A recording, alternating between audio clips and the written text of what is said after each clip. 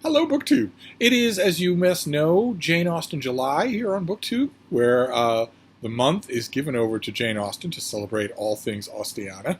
and in observance of Jane Austen July, Hannah at Hannah's Books and I have decided to do a read-along of Jane Austen's best and most popular novel, her 1813 novel, Pride and Prejudice.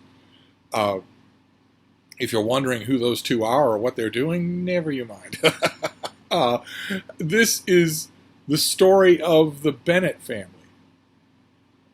the wife and daughters of a kindly country gentleman named Mr. Bennet, who has possession of an estate called Longbourn. But he doesn't have the disposition of that estate. It's entailed, which means that when he dies, long may that day be postponed, the estate goes to his nearest male relative, the son of a cousin of his named Mr. Collins. The father, Mr. Collins, and Mr. Bennet argued. They never saw eye to eye, and they were not friends. But it doesn't matter. The law doesn't care. And Mr. Bennet is a quizzical, sarcastic, sort of whimsical figure. He likes to poke fun at the world. It's not all that serious a figure. And he doesn't have a whole lot of money to throw around. Otherwise, it's possible that he could have broken the entail in favor of one of his 5 daughters. His oldest daughter, Jane, has a good head on her shoulders and is very beautiful. His second daughter, Elizabeth, is the heroine of this novel, very much like him in terms of humor. His daughter, Mary, is studious, if a bit of a bore. And then there's Kitty and Lydia, his flighty youngest daughters, who don't care anything about the entail. They just care about having enough cash for fashionable dress that they might see in town in order to impress the military men encamped in the neighborhood of Meryton near Longbourn. The officers are always dashing in their coats, and the younger Bennet sisters love fantasizing about them. And as Pride and Prejudice begins, the Bennet's world is fairly settled. It is the occasional country dance, the occasional country gathering, and the eternal worries of Mrs. Bennet about what will become of her daughters. She tries not to think about Mr. Collins and the fact that when her husband dies, if he dies before she does, she will be totally at the mercy of basically a stranger, the son of someone that she doesn't like, someone that she doesn't like herself. She has no legal claim to Longbourn. She tries not to think about that. Instead, her main concern is her daughters, who, unless they are well married to men with incomes and property and establishments, will be faced with absolutely horrible existences as governesses or seamstresses or something or other. There's no provision for them either. There's no guarantee that Mr. Collins, who is going to inherit Longbourn, will do anything for them, and he's not legally obliged to, especially if he has a family of his own. So Mrs. Bennet is frantic to get her daughters married, at least a couple of them, because if one or two of them marry well, they can maybe look after the others. That's her goal in life. And it seems to be going nowhere. The Bennets don't have the money to maintain a house in London. They don't have the money, nor does Mr. Bennet have the inclination to mix with the smart set and have a parade of likely beaux before his daughters. So they're stuck in small village life when suddenly a couple of things happen at the beginning of Pride and Prejudice. We're reading part 1 this week. A couple of things happen that detonate the settled order of that world. The biggest of them, the most noticeable one, is that Netherfield Hall, a big stately home near Longbourn, is suddenly let. It's suddenly leased by a wealthy gentleman named Mr. Bingley.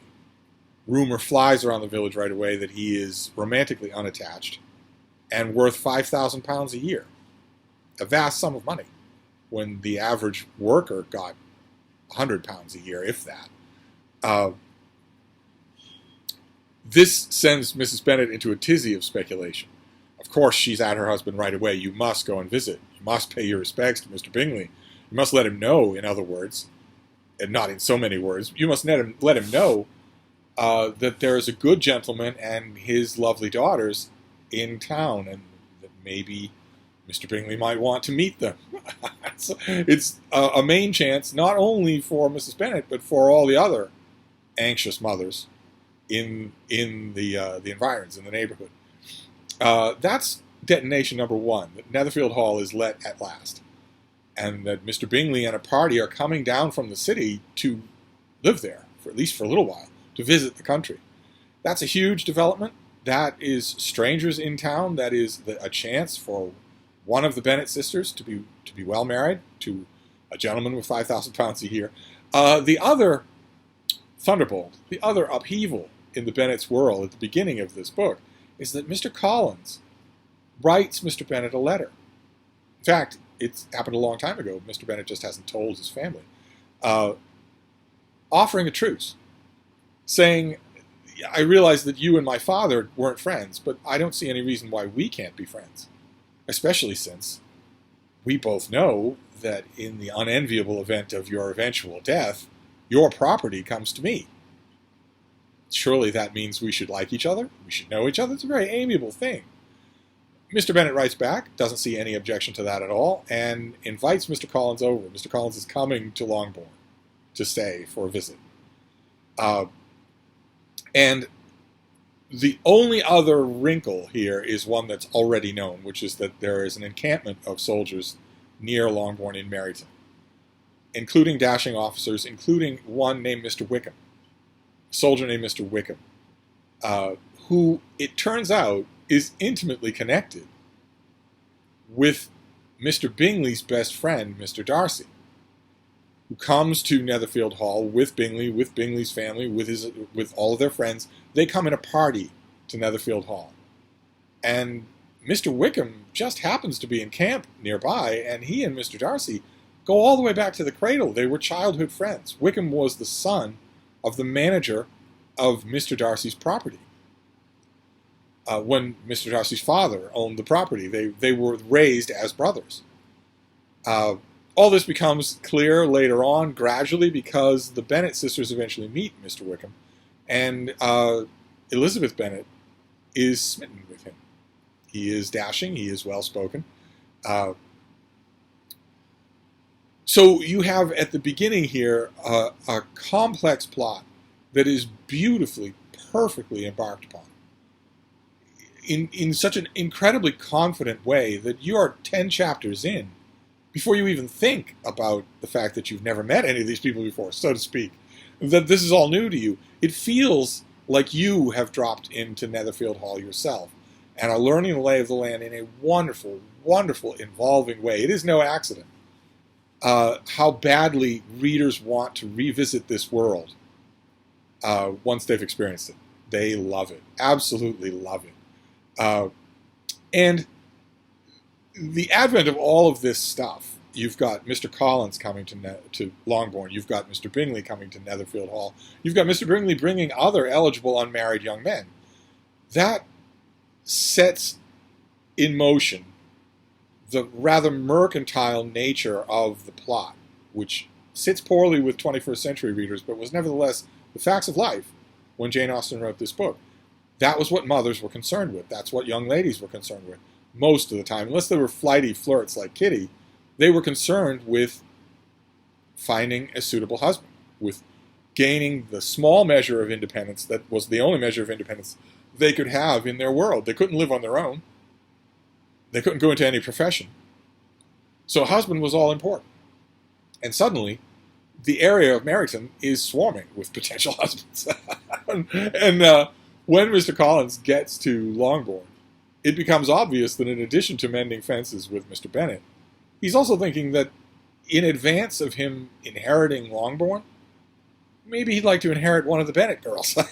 And he sets his sights on Elizabeth Bennet, a disastrous thing to do. He is an obsequious toady to a noblewoman named Lady Catherine de Bourgh, and a sort of supercilious ninny on his own. He's rather adult and doesn't know it, thinks that he is refined, thinks that he is a man of the world, and he proposes marriage to Elizabeth Bennet in a hilarious scene. I highlighted it here to read it to you. This is him telling Elizabeth Bennet his reasons for wanting to marry. My reasons for marrying are, first, that I think it the right thing that every clergyman in easy circumstance, like myself, to set an example of matrimony in his parish. Secondly, that I am convinced it will add very greatly to my happiness. And thirdly, which is perhaps I ought to have mentioned earlier, that it is the particular advice and recommendation of the very noble lady whom I have the honor of calling patroness. Twice she has condescended to give me her opinion, unasked, too, on this subject, and it was but the very Saturday night before I left Hunsford, between our pools at Quadrille, when Mrs. Jenkinson was arranging Mr. Berg's footstool, that she said, "Mr. Collins, you must marry. A clergyman like you must marry. Choose properly, choose a gentlewoman for my sake, and for your own. Let her be active, useful sort of person, not brought up high, but able to make a small income go a good way. This is my advice. Find such a woman as you can, bring her to Hunsford, and I will visit her." Allow me, by the way, to observe, my fair cousin, because Collins and Elizabeth are cousins, that I do not reckon the notice and kindness of Lady Catherine de Bourgh among the least of the advantages in my power to offer. You will find her manners beyond anything I can describe, and your wit and vivacity, I think, must be acceptable to her, especially when tempered with the silence and respect which her rank will inevitably incite. Doesn't that sound enticing? Thus much for my general intention in favor of matrimony. It remains to be told why my views were directed to Longbourn instead of my own neighborhood, where I assure you there are many amiable young women. But the fact is, that being, as I am, to inherit the estate after the death of your honored father, who, however, may live many years, I could not satisfy myself without resolving to choose a wife from among his daughters, that the loss to them might be as little as possible when the melancholy event takes place, which, however, as I have already said, may not be for several years. This has been my motive, my fair cousin, and I flatter myself it will not sink me in your esteem. And now nothing remains for me but to assure you in the most animated language of the violence of my affection. To fortune I am perfectly indifferent, and shall make no demands of that nature on your father, since I am well aware that it could not be complied with, and that £1,000 at 4%, which will not be yours until after your mother's decease, is all you may ever be entitled to. Isn't he charming? He already knows. On that head, therefore, I shall be uniformly silent, and you may assure yourself that no ungenerous reproach shall ever pass my lips when we are married. You are meant to be laughing at that throughout. That is an ardent expression of love. And also, right down to the final detail, where Mr. Collins mentions twice in one paragraph, in one breath, as it were, that Elizabeth Bennet is basically a pauper. You are meant to be chuckling at that throughout. It is an obvious indication that he will mention it every day when they are married. But she has no intention of marrying. At all. And there proceeds a comic scene where she says, "No, I'm afraid I can't do that." And he says, "Oh, I know you ladies. You like to refuse first." Eventually, she just has to walk out of the room. And eventually, the point dawns on Mr. Collins that she has refused him. And in high dudgeon, he goes elsewhere for a wife. He goes to the Bennet's neighbors, the Lucases, and one of the daughters of Lucas, that is Elizabeth Bennet's friend, who knows perfectly well what she's getting into. I have a highlight that I want to read to you there, because Mr. Collins puts his suit to Miss Lucas, and we're told this: "The stupidity with which he was favored by nature must guard his courtship from any charm that could make a woman wish for its continuance." The stupidity with which he was favored by nature must guard his courtship from any charm that could make a woman wish for its continuance. And besides, Miss Lucas doesn't want it to continue. She has no illusions whatsoever. She wants an establishment. She wants exactly what Mrs. Bennet wishes all of her daughters wanted, which is to find a husband and be settled in life. Love, affection, confluence of interests. These things don't cross the mind of old school matrons and hard, sharp-eyed women like Charlotte Lucas. They just don't do it. This infuriates Mrs. Bennet, that her daughter has turned down a perfectly good suitor. As Mr. Collins himself points out, ever a charmer. It's unlikely that Elizabeth will get another offer. Yeah, he's a keeper, definitely. But Mrs. Bennet sees it that way and immediately runs off to her husband, saying, "You must make her change her mind. You must make her take this suitor." Of course, bigger fish are on the horizon. Mr. Bingley is worth 10 times more, 100,000 times more than Mr. Collins. Takes fancy to Jane right away. They seem smitten with each other. And as you will know, if you know nothing else about this book, if you've never even thought of reading it, you will certainly know that sparks immediately begin to fly between Elizabeth Bennet and Mr. Darcy. And both resist it at first. Darcy is a very forbidding, stuck-up young man. He's accompanied his friend to this country house, but he thinks that the country is barbaric. He is purely a creature of the city. He thinks that all the people he's meeting are yokels and bumpkins, and his association with Mrs. Bennet, who is a bit socially embarrassing, certainly does nothing to dispel those ideas in his mind, even after he's met Elizabeth, and gets the sense almost immediately that here is an intellectual sparring partner, the like of which he does not have anywhere else. Simply put, Bingley is a nice guy, Darcy's friend, but he's not sharp, he's not acidic, he doesn't view the world that way. He's a kindly guy. And I think Darcy's sister is a lot more perceptive than she's usually given credit. But Bingley's friends, Bingley's sister, this is his society, but it incredibly bores him. And right from the beginning, Elizabeth Bennet does not. But if you know anything, like I said, if you know anything about this novel, you know that when they meet, they do not hit it off. They don't like each other at all.